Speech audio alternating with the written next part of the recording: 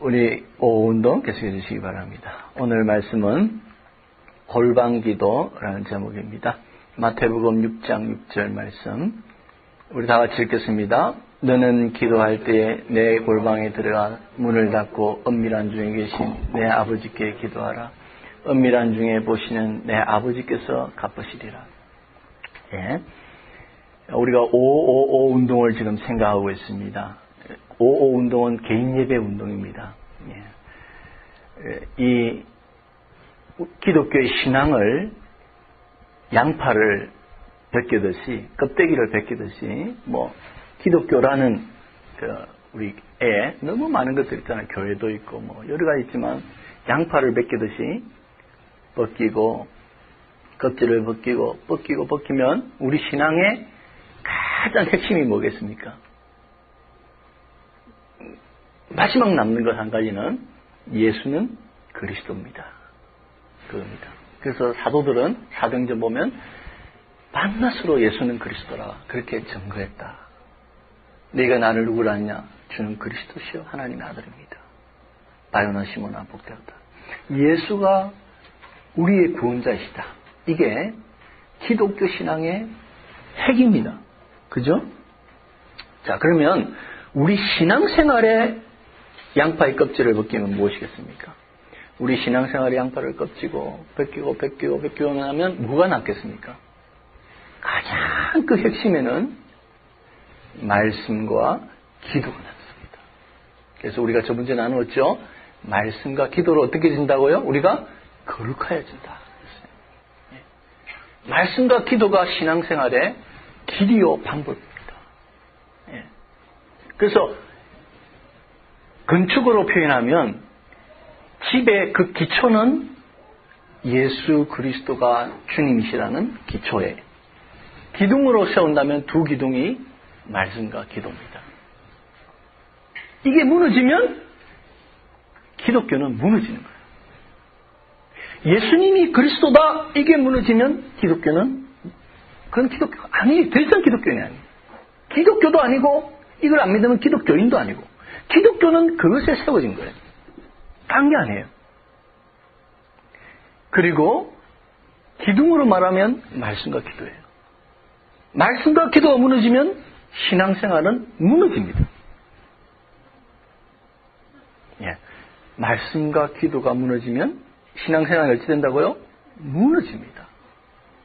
신앙생활 잘하는 것 같죠? 아닙니다. 무너져 있어요. 무너집니다. 공부도요, 공부를 정말 잘하는 학생들은 자기 주도 학습을 한다고 합니다. 예. 그렇잖아요? 정말 잘하는 학생들은 자기 주도 학습 합니다. 자기가 공부하는 거죠. 결국에는 신앙생활도 마찬가지입니다. 자기 주도적인 예배, 말씀과 기도 생활, 자기 주도적 예배를 드릴 수 없다면 우리 신앙생활에 정말 훌륭한 신앙생활을 하기가 어렵습니다. 욱작 한다? 신앙생활 잘한 것 같아? 기초가 무너졌어요. 그래서 우리가 555 운동을 하는 겁니다. 잠시라도 내 스스로 말씀 읽고 잠시라도 내가 기도할 수 없다면 아닌 겁니다. 그게 안 되면 안 되는 겁니다. 그래서 우리가 저번 주에는 말씀에 대해서 나눴기 때문에 오늘은 기도에 대해서 나누겠습니다. 예수님이 가르친 기도는 어떤 것이냐? 여러 가지가 있지만 오늘 예수님이 가르친 기도 중에 골방 기도에 대해서 말씀을 나누고자 합니다. 오늘 6장 6절에 보니까 너는 기도할 때에 내 골방에 들어가 문을 닫고 그렇게 시작했습니다. 말씀하셨습니다. 예. 기도를 할 때 골방에 들어가서 문을 닫아라 그렇게 말씀했습니다. 기도는 골방에 들어가 문을 닫는 것에서부터 시작된다. 예수님 그렇게 말씀했어요. 기도는 그렇게 시작된다. 이 말씀은 앞에 5절 말씀과 대조를 이루고 있습니다. 5절 말씀을 제가 적어놨습니다. 5절에 보면 또 너희가 기도할 때 외식하는 자와 같이 되지 말라. 저희는 주로 바리새인들과 서기관들이죠. 저희는 사람에게 보이려고 회당과 큰 거리 어귀에 서서 기도했다고 했어요. 바리새인들과 서기관들은 기도하러 어디로 갔느냐? 그들은 사람이 많은 큰 거리로 나갔어요. 기도하러. 왜 거리로 나갔느냐? 사람들에게 보이려고, 기도하는 것을 보이려고 그들은 기도하러 사람들이 모인 곳으로 나갔다는 거예요. 그것의 대조를 이루어서 예수님은 6절에 너희는 그렇지 않다. 너희는 기도할 때 골방으로 들어가라. 그리고 문을 닫아라. 그렇게 예수님이 대조적으로 그렇게 말씀하고 있는 겁니다. 그래서 기도는 골방으로 들어가서 문을 닫는 것에서부터 시작됩니다. 문을 닫는다는 것은 세상의 것을 끊는다는 거죠. 문을 닫아버려요. 그냥 골방에 들어가는 정도가 안 됩니다. 예수님은 문을 닫아버려요. 왜 그런 표현을 하실 겁니까? 세상의 것을 단절시키라는 겁니다. 세상에 얼마나 분주한 것이 많습니까? 예? 여러분, 얼마나 여러분 바쁩니까? 우리의 관심과 우리의 시간을 빼앗는 것들이 얼마나 세상에 많습니까? 인간관계도 끊어라. 사람과의 관계를 끊으라. 기도하기 위해서. 하던 일도 놓아라. 텔레비전 뒤로 해라. 세상의 모든 것을 뒤로 끊어라. 거기서부터 기도는 시작된다. 그렇게 표현합니다. 그래서 끊지 않으면 기도할 수가 없어요. 텔레비 보면서 기도하겠다 하지요. 할 수 있습니다. 그러나 끊어라. 닫아란 말은 끊으라는 겁니다. 그리고 골방으로 들어가라. 그러면 어떤 친구들은 저는 골방을 잘 들어가 있습니다. 하루 종일 골방에 앉아 있습니다. 그런 우리 젊은 학생들 많죠. 세상과 단절에 요즘 살아가면서 문제되는 사람들 많습니다. 그걸 뭐라고 하던데요? 청년들, 젊은이들 중에요. 인간관계가 완전 단절됐어요. 골방에 들어가가지고 컴퓨터 하거나 게임하거나 인터넷 하거나 나오질 않아요. 골방에는 들어가 있어요. 완전히 세상의 문을 닫았어요. 그런 어떤 질병이 있더라고요. 그런 사회 문제제기가 되는 사람들이 있는데 지금 그것을 말하는 게 아닙니다. 우리의 생각에 그쪽 세상의 것에서 완전히 벗어나라 그런 뜻입니다. 세상의 것에 문을 닫는다. 그냥 세상 것만 닫는 것이 아니라 우리의 생각조차 세상에 대한 모든 잡다한 생각들 그런 생각들조차도 스탑해라. 예? 골방에 들어앉아가지고 온갖 잡념을 가지고 있다. 그건 마치 불교에서 이제 세상의 모든 속세를 떠나서 스님이 되겠다고 출가를 하고 절에 갔습니다. 그런데 온갖 세상의 잡념이 막 머리를 가득 채우고 있어요. 그런 것 같습니다. 골방에는 들어갔는데 세상의 생각들을 비우지 않으면 스탑하지 않으면 마치 그런 것 온갖 잡념으로 가득 차 있는 상태는 아니죠. 예수님 말씀하시는 골방의 기도는 세상의 모든 생각을 놓아라는 겁니다. 기억합시다. 골방 기도는 그냥 몸이 들어가는 게 아닙니다. 생각에서부터 모든 생각을 스탑, 내려놓아라. 여러분 하루 종일 생각하시죠? 내려놓으세요. 기도하는 순간.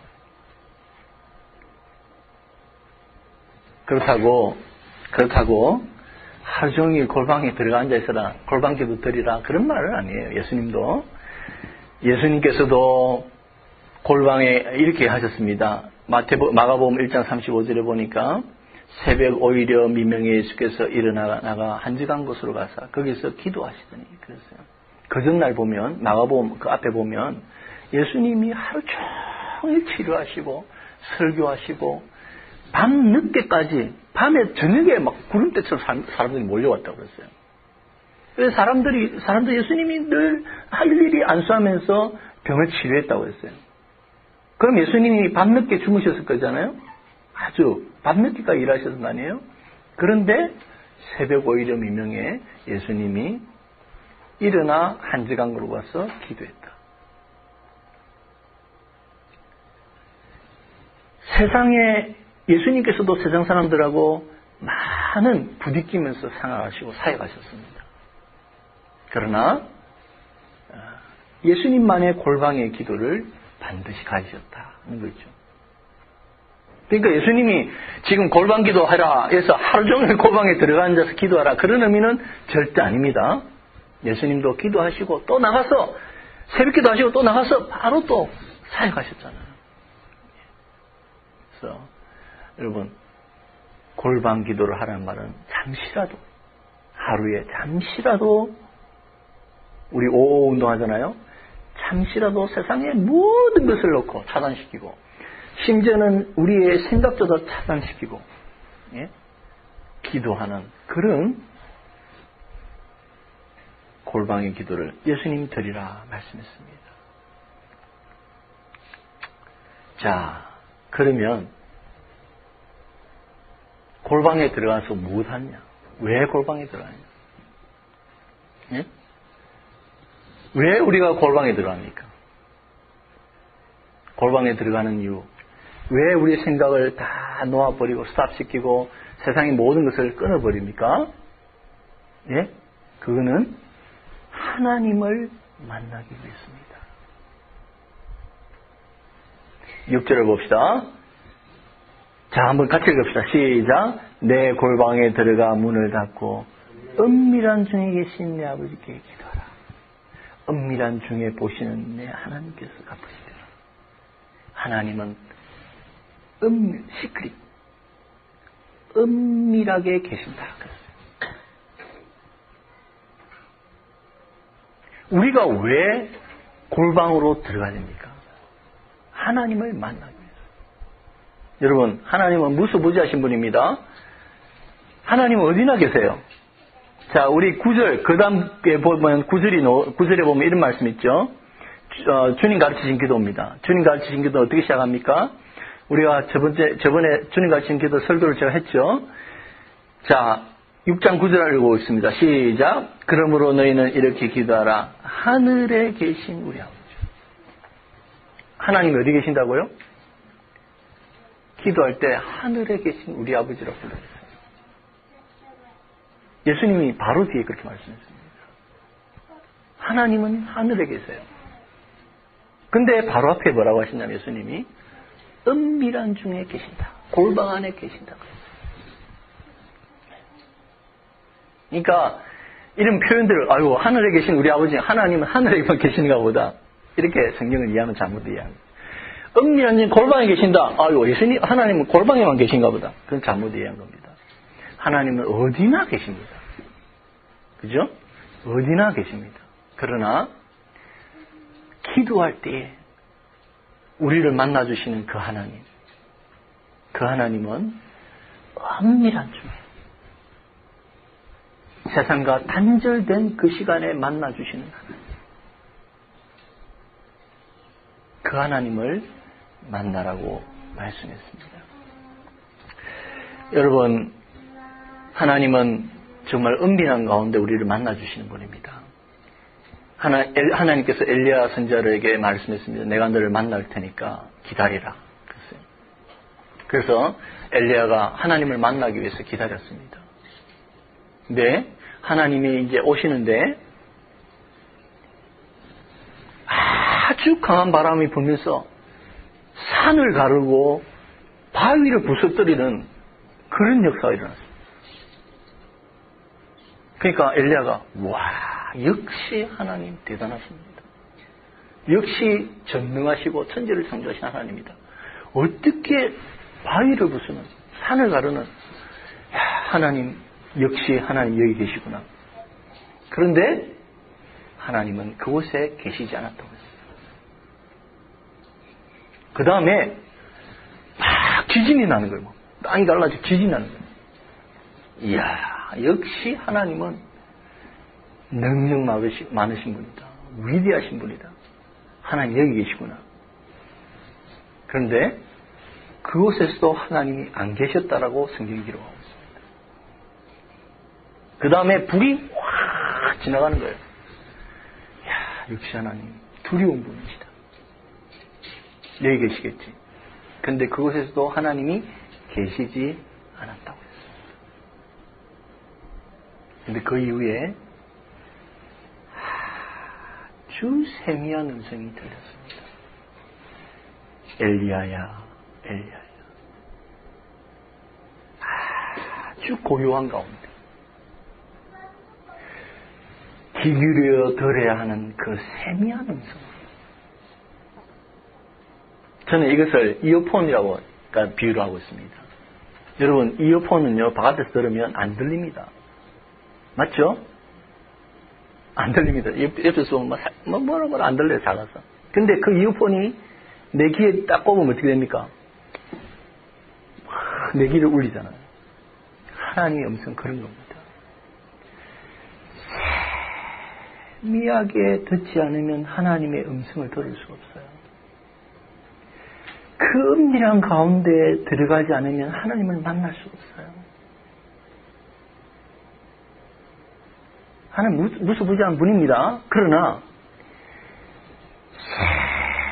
세미하게 들려오는 그 하나님의 음성인데 그 음성이 내 귀를 울리고 내 심령을 울리고 내 영혼을 울리고 나를 완전히 변화시키는 그런 말씀이 하나님의 음성이에요.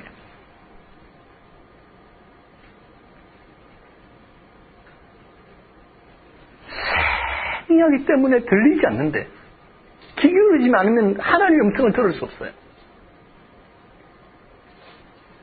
그런데 그 음성은, 그 말씀은 역사를 일으키고 내 영혼을 변화시키고 심령을 쪼개는 엄청난 역사로 굉음으로 다가오는 것이죠. 그게 하나님의 음성입니다.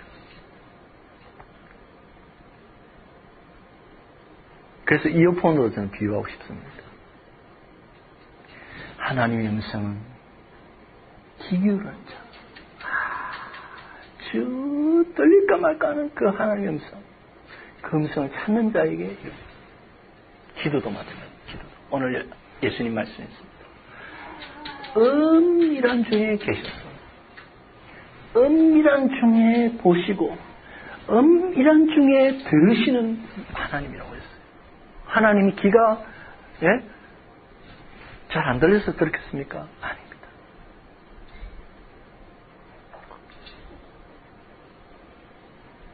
말씀과 기도는 바로 그런 것입니다. 그래서 여러분, 골방 기도는 하나님을 만나는 시간입니다. 왜 우리의 생각을 백지처럼 만듭니까? 왜 우리의 생각을 진공 상태로 만들어야 됩니까? 자, 불교는, 우리 기독교는요, 진공 상태를 거부하는 종교입니다. 기억하세요? 불교는 무념무상을 주장합니다. 무념무상. 아무것도 생각을 하지 않는. 정말 공의 상태. 그런 상태를 말하지만 성경은 그걸 가르치지 않습니다. 성경은 내가 다 말씀을 드리지만 진공 상태에는 반드시 사탄이 역사한다고 되어 있습니다. 다시 말씀드립니다. 불교는 무념무상을 추구하지만 기독교에서는 진공 상태에 뭐가 역사한다고요? 사단이 역사합니다. 빈집에 귀신이 어떻게 된다 했어요? 오, 기회 있구나? 다른 7 귀신을 더 데리고 들어왔다. 그렇게 성경이 말씀하고 있습니다. 깨끗하게 비어있는 상태, 그거는 위험한 상태입니다. 성경은 절대 그것을 가르치지 않습니다. 그러면 왜 우리가 골방에 들어가서 생각과 세상 것을 다 끊어버리고 진공 상태에 들어갑니까? 왜 그렇습니까? 은밀한 중에 계신 하나님을 만나고 하나님을 부르고 하나님을 생각하고 하나님을 만나기 위해서 우리는 골방에 들어가는 겁니다.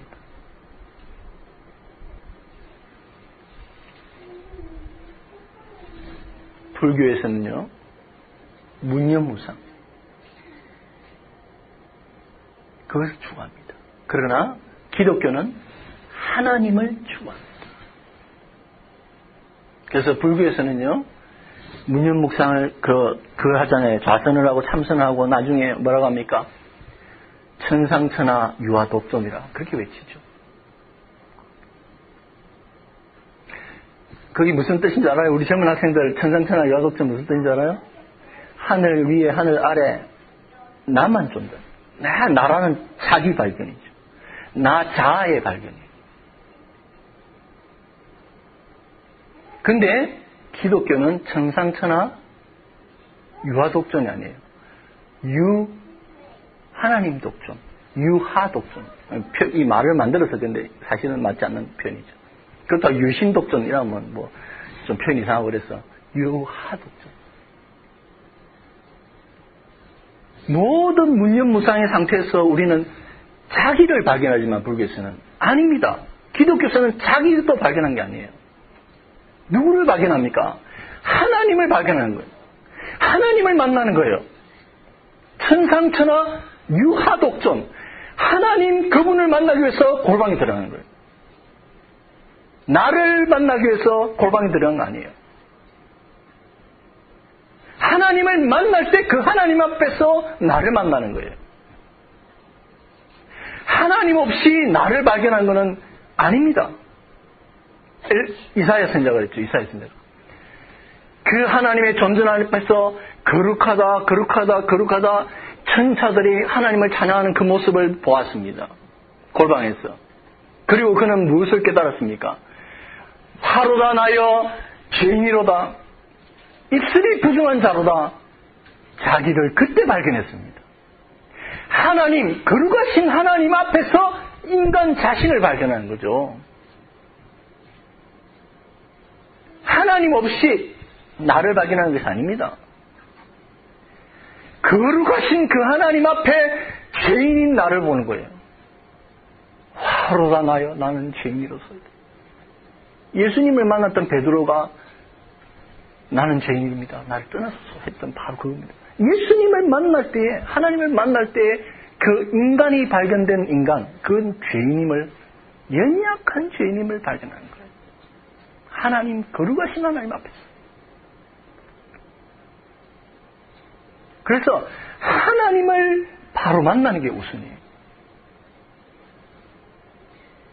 천상천하 유하독존.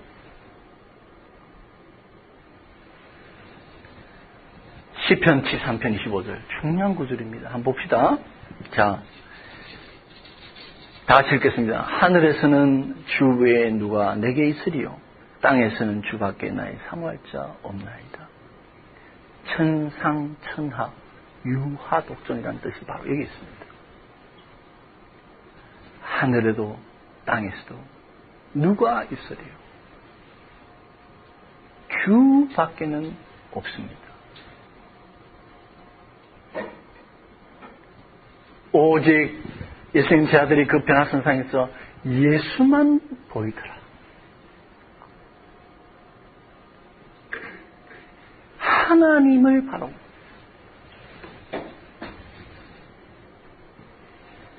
그래서 불교에서는 마지막으로 뭘 합니까? 무다, 공이다. 연약한 인간 자신을 발견하고 나서는 인간이 유한하잖아요. 그러니까 결론은 무예요, 공이에요. 근데 기독교에서는 우리는 유한하지만 전능하신 하나님, 영원하신 하나님, 스스로 자존하신 야훼라는 뜻이 그런 뜻입니다. 여호와라는 뜻이 스스로 존재. 영원히 스스로 존재하시는 그 하나님을 발견하기 때문에 우리는 무가 아니라 유예요. 유를 발견합니다. 유, 하나님, 그분 하나님 외에는 보이지 않는 그것이 골방 기도의 목적이에요. 하나님을 만나자는 거예요. 하나님을 대면하는 거예요. 여러분이 하루를 살아가면서 5분을 기도하라. 그 5분 왜 합니까? 하나님을 생각하는 거예요. 하나님을 바라보는 거예요. 하나님을 만나는 거예요. 하나님을 제대로 만나는 경험을 했다면 그 인생은 변하는 겁니다. 제가 아까 말씀드렸죠. 세미한 음성이 천지를 개벽하는 음성이라고. 마찬가지로 하나님을 잠시라도 만났다면, 정말 그런 경험이 있다면 그 영혼은 변하는 거예요. 그런 경험이 없기 때문에 수십 년을 살아도 정말로 하나님을 알지 못하고 예수님을 알지 못하고 정말 신앙의 참 경험을 하지 못하는 거예요. 정말 내 인격 존재가, 내 존재 전체가 하나님 앞에, 하나님 한 분 그 한 분을 앞에 대면 독대를 해보지 못한 경험. 하나님을 전인격적으로 만나본 그 경험이 없는 그 영혼이 계속 변화가 없는 거죠. 그런 경험에서 우리의 인생이 변하는 것입니다. 그래서 여러분, 하나님을 만나자. 555 운동 5분의 그 기도는 하나님을 만나는 시간입니다. 하나님만 보이는 시간. 그래서 여러분, 그 골반 기도에 있어서는요, 그 말이 그렇게 중요한 것이 아닙니다. 자, 앞에 우리 한번 봅시다. 하늘에서는 주 외에 누가 내게 있으리요, 땅에서는 주밖에 나의 사모할 자 없습니다. 자, 우리가 이걸 잘 감이 안 오면 이렇게 하면 돼요. 인간적으로 한번 제가 설명해 볼게요. 여러분이 어떤 사랑하는 한 사람을 만난다고 생각해 보세요. 정말 사랑하는 어떤 사람을 만난다. 그게 골반 기도예요. 사랑하는 사람보다 더 좋은 편이 뭐예요? 오늘 보세요. 사모하는. 하나님 외에 내가 사모할 자가 누구오리까? 사랑하는 표현보다 가슴 아플 정도로 사모하는 어떤 한 사람을 만난다 생각해보세요.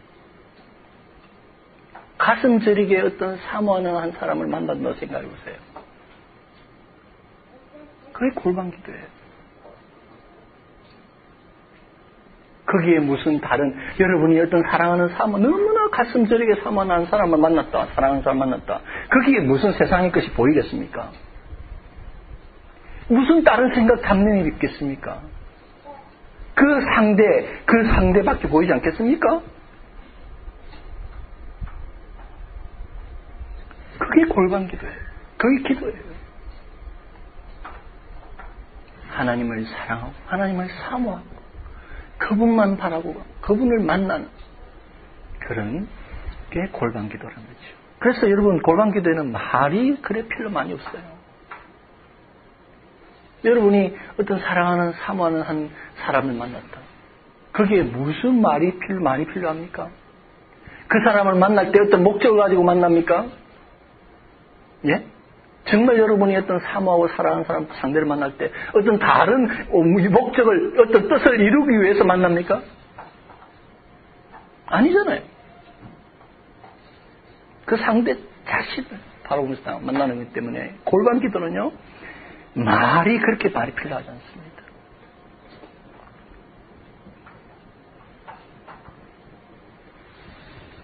예수님께서는 6장 7절 바로 뒤에 이제 말을 많이 하는 것과 비교를 하고 있습니다. 7절에 또 기도할 때 이방인과 같이 중언부언하지 마라. 저희는 말을 많이 하여야 하나님이 들으실 줄 생각한다. 네. 챈트라 그러죠. 주문 외우는 거. 아니, 주문. 우리말로 하면 주문 외우는 거. 막 주문을 외워야, 반복 주문을 외워야 무슨 역사가 일어나고 뭐가 된다. 하나님이 신이 들어주실 것이다. 이게 여러 종교 안에 있습니다. chant, 주문. 그 이방인의 기도라는 거예요. 예수님이 그랬어요. 그는 세상의 종교들에 있는 거이다. 골방 기도는 말을 많이 하는 것도 아니다. 우리가 기도 제목을 가지고 하나님 앞에 기도하는 건 좋습니다. 그러나 골방 기도의 그 핵심은 기도의 제목을 가지고 가서 내 소원을 아뢰고 내 소원을 응답받는 이게 핵심이 아니에요. 자, 그러면 골방 기도는 뭐냐? 골방 기도에는 그 자체가 상이 있습니다. 자, 6절 봅시다. 다 같이 읽겠습니다. 시작. 은밀한 중에 보시는 내 아버지께서 어떻게 한다고요? 갚으시리라. 갚으시리라. 상을 주시리라. 내가 어떤 기도를 해가지고 그 기도 제목이 응답받으리라 이런 말씀하고는 같습니까? 틀립니까? 약간 틀립니다. 우리는 기도 이러면 기도의 소원을 응답받는 것 이런 도식을 가지고 있어요. 예? 그런 어떤 선입견을 가지고 있어요. 기도 그러면 막 아래가지고 어떤 것을 이루는 그것이 기도다. 물론 맞습니다. 성경이 그것을 가르칩니다. 틀린 게 아닙니다. 그러나 골방 기도는 그 기도 자체를 하나님이 보시고 상을 주신다. 이렇게 되어 있어요. 예? 여러분이 5분 골방 기도를 한다. 하나님이 반드시 여러분 기도 소원을 떠나서 그 자체로 하나님은 갚으시고 상을 주십니다. 사실은요, 예수님께서 마태복음 6장에 보면 그 세 가지 외식에 대해서 말씀했잖아요. 기도에 대한 외식. 또 뭐 있었습니까? 마태복음 6장에 유명한 외식 있죠? 구제. 남에게 어려운 사람을 도와주는 구제 외식. 남에게 보이려고 막 어려운 사람 도와주는 것. 그 다음에 세 번째가 뭐였습니까? 금식. 이 금식. 이 세 가지를 예수님이 예를 들었습니다. 이 세 가지는 너무나 고귀하고 좋은 것이기 때문에 그 자체로 하나님이 상을 주시는 겁니다. 그 자체에 복이 있어요. 그런데 바리새인들과 서기관들은 어떻겠습니까?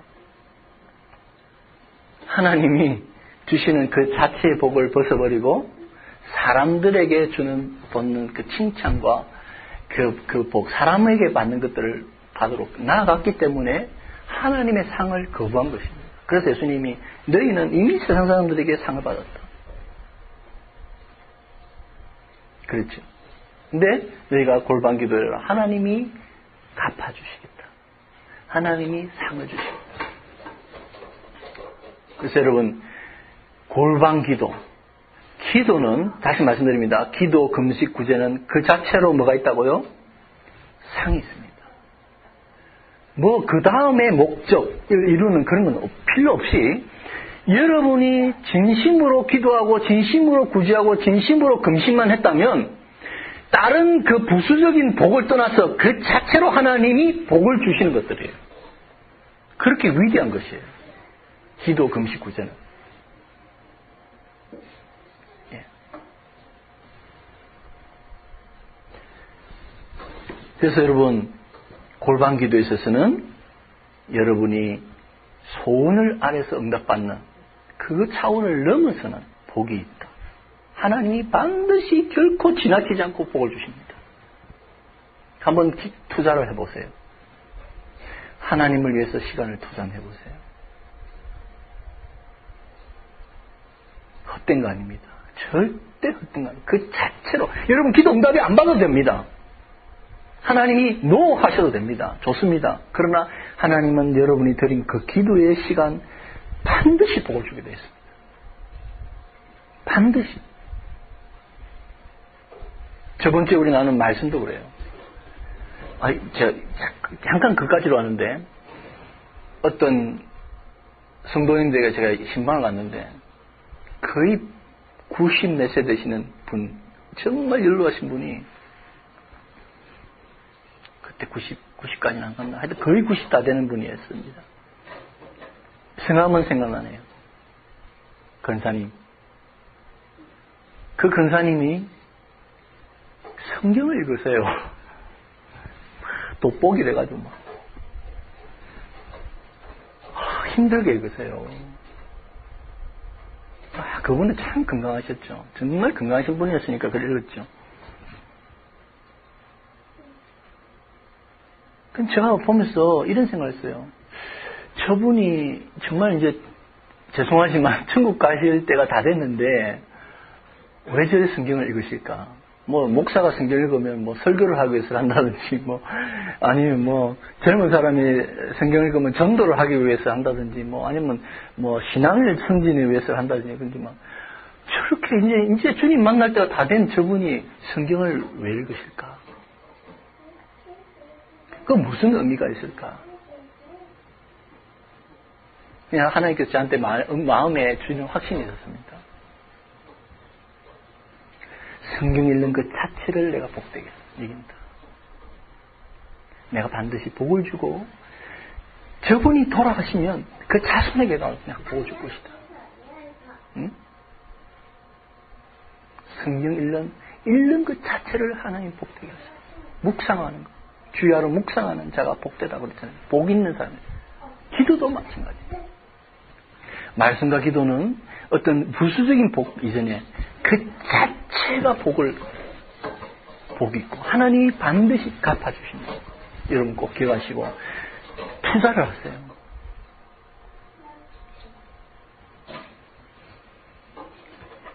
여러분이 이렇게 하나님을 바라보고 기도 시간에 하나님을 만나고 앙망할 때 하나님은 여러분의 마음의 소원들, 여러분 지금 고민하는 것들 응답해 주십니다.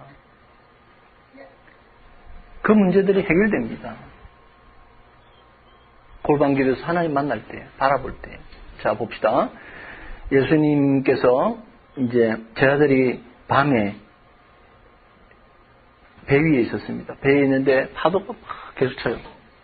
그래서 제자들이 심히 고생을 하고 있었죠. 그런데 예수님께서 물 위를 걸어오셨습니다. 그러니까 제자들이 유령이라고 막 놀랐죠. 뭐 걸어오니까 뭔가 검은 게. 그러니까 막 유령이라고 아우성을 쳤죠. 그때 예수님께서 나니 두려워 말라. 그렇게 말씀했어요. 그러니까 베드로가 물론 뭐 정확하게 예수님 볼 수는 없지만 만약에 예수님이시라면 나를 명하여 물 위를 걸어오라고 명하소서. 그랬습니다. 그러니까 예수님께서 오라. 그랬거든요. 베드로는 그 말씀 하나 보고 붙잡고 예수님 바라보고 비록 정확하게 보이지는 않지만 그 예수님 바라보고 걸었습니다. 파도 위를 걸었습니다. 물 위를 걸었습니다. 그런데 베드로가 자의식이 내가 물 위를 걷네 파도가 치네 이렇게 할 때 갑자기 두려움이 자기를 확 엄습했습니다. 마치 길을 가다가 잘 가다가 뒤로 딱 돌아보면 막 두려움이 확 오잖아요. 밤에. 그런 것처럼 예수님 바라보고 가다가 환경을 바라보고 파도를 바라보고 바람을 보니 두려움이 그를 엄습했고 그는 물에 빠져 들어갔다고 했습니다. 그때 예수님께서 31절 마태복음 14장 30절 예수께서 즉시 손을 내밀어 저를 붙잡으시며 가라사대 믿음이 적은 자여 왜 의심하느냐. 그가 예수님을 바라보고 나갈 때는 파도를 짓밟고 갔습니다. 파도 위를 걷는 기적을 경험했습니다. 그러나 환경을 바라볼 때 그는 환경에 빠졌습니다. 문제를 바라볼 때 문제에 빠졌습니다. 우리 골방 기도가 왜 중요합니까? 골방 기도는 하나님을 바라보는 시간입니다. 하나님을 바라보는 그 시간에 우리는 세상에 우리 안에 문제가 있죠. 우리 삶에 어려움이 있죠. 다 말을 안 해도 다 있습니다. 기도 제목도 있습니다. 정말 힘든 삶을 살아갑니다. 여러분 모두가. 그 주님을 바라보고 나갈 때 그 파도, 끊임없이 치는 우리의 인생의 파도를 우리는 밟고 넘어가는 승리의 삶, 기적의 삶을 사는 거죠. 그런데 주님을 향한 그 눈을 떼어버리고 환경을 바라보고 문제를 바라보고 사람을 바라볼 때 우리는 실패할 수밖에 없습니다. 물속으로 빠져들어갈 수밖에 없습니다. 믿음이 뭡니까, 여러분? 예수님은 믿음은 주님을 바라보는 것입니다. 주님을 바라보고 한 걸음 한 걸음 가는 게 믿음이에요, 여러분. 예? 골반 기도가 무엇입니까? 믿음과 마찬가지로 골반 기도는 하나님을 바라보고 나가는 겁니다. 그래야면서 승리하는 삶을 살아가는 겁니다. 그게 골반 기도요. 그것이 믿음입니다.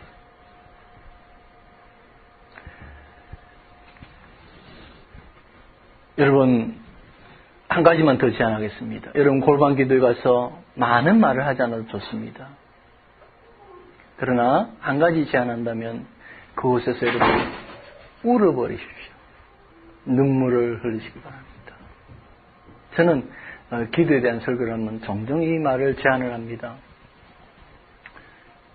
상담할 때도 그렇게 말해요, 저는. 상담을 할 때도. 그냥 하나님 앞에서 울어버리세요. 네. 가서 울어버리세요.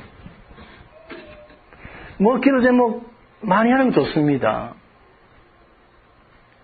여러분이 정확하게 여러분의 소원들, 어려움들을 내어놓는 건 좋습니다.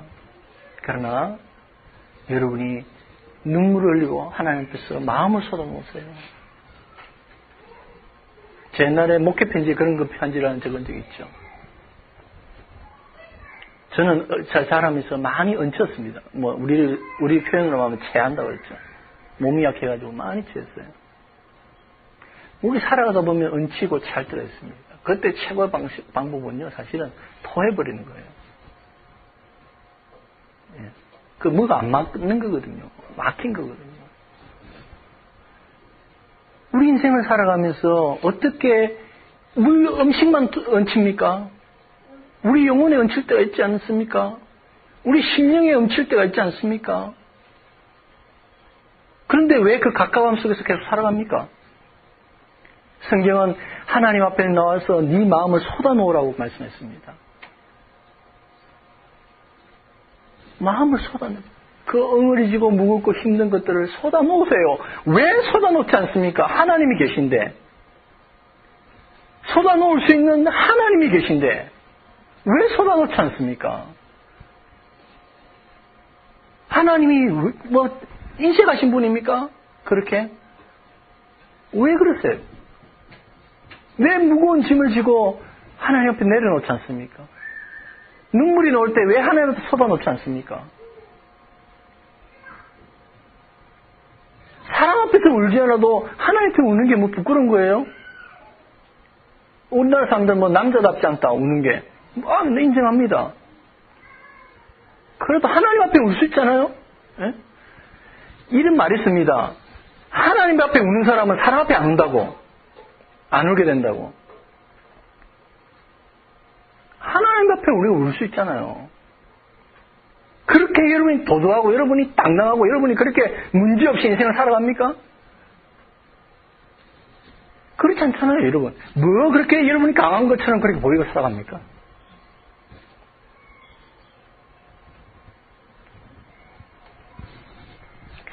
하나님 앞에서는 솔직할 수 있잖아요, 그죠? 사람 앞에서는 당당한처럼 문제 없는 것처럼 뻣뻣하게 살아가지만 힘겹게 살아가지만 하나님 앞에서는 그렇게 여러분 우리가 그렇게 목을 세울 필요가 있습니까? 뻣뻣할 이유가 있습니까? 하나님 앞에서조차 그렇게 뻣뻣해야 되겠습니까? 하나님 앞에서는 우리가 눈물을 쏟아놓고 마음을 쏟아놓을 수 있잖아요. 그 여인이 예수님께로 왔습니다.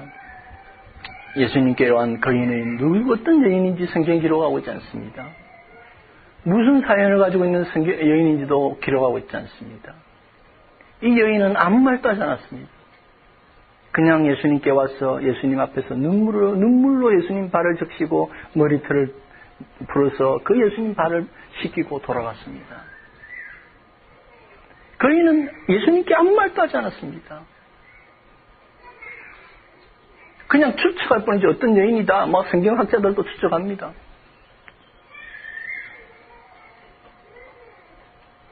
그렇다고 예수님이 그 여인의 사연을 다 받지 않았습니까? 받았습니다. 그 어떤 사람보다 더 많은 사연을 가지고 있는 여인이었습니다. 그 여인은 분명히 말로 하자면 맨날 며칠 예수님 앞에 털어놔야 될 그런 여인이었을 겁니다. 그러나 그 여인은 한마디도 하지 않았습니다. 그냥 눈물을 쏟아나왔습니다. 그만큼 양해. 그리고 예수님은 그것을 다 아셨습니다. 다 읽으셨습니다. 다 응답하셨습니다. 치유하셨습니다. 시편에 내 눈물을 주의 병에 담으소서. 주께서 계수한 만큼 나에게 복을 주시나이다. 우리의 그 눈물을 주님께서는 주님의 병에 담으세요, 여러분. 결코 헛되게 보내지 않습니다. 우리가 주님 앞에 설린 그 눈물을 주께서 담으시고 청량하시고 복을 주신다고 되어 있습니다. 우리의 눈물 골짜기로 다닐지라도 우리의 길을 샘의 골짜기로 만든다고 그랬습니다. 그렇기 때문에 여러분 많은 말을 하지 않아도 마음을 쏟아놓을 수 있잖아요. 그것이 골방 기도입니다. 이제 말씀을 정리하겠습니다. 여러분 우리가 골방 기도가 정말 현대인에게는 쉽지가 않습니다. 뭐 옛날 과거의 분들은 그래도 골방 기도가 우리보다 나았을 거예요. 왜냐하면 이 시대는 너무나 복잡한 게 많아요. 너무나 우리의 관심을 끄는 게 너무 많습니다. 우리의 생각을 사로잡는 것들이 너무 많습니다. 그렇기 때문에 끊기가 힘들어요. 문을 닫고 들어가서 문을 닫기가 힘든 거예요.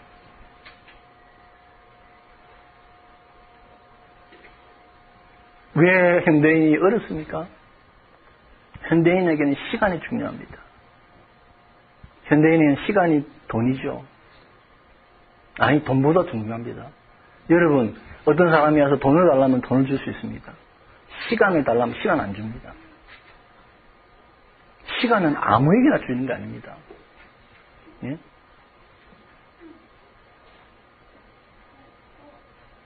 너무나 시간이 귀한 시대를 살아가고 있습니다. 그래서 시간을 쪼개어 하나님 앞에 나가기가 힘든 겁니다. 그렇지만 여러분, 하나님께 5분을 드릴 수 없겠습니까? 잠시라도 정말 여러분의 시간, 여러분의 마음, 그것을 주님 앞에 드리는, 그래서 하나님을 잠시라도 만나는 그런 매일매일의 삶, 예? 그런 삶 사시기를 주님의 이름으로 축원합니다. 자, 오늘 받은 말씀 가지고 우리 다시 동성으로 한번 기도하겠습니다. 한 가지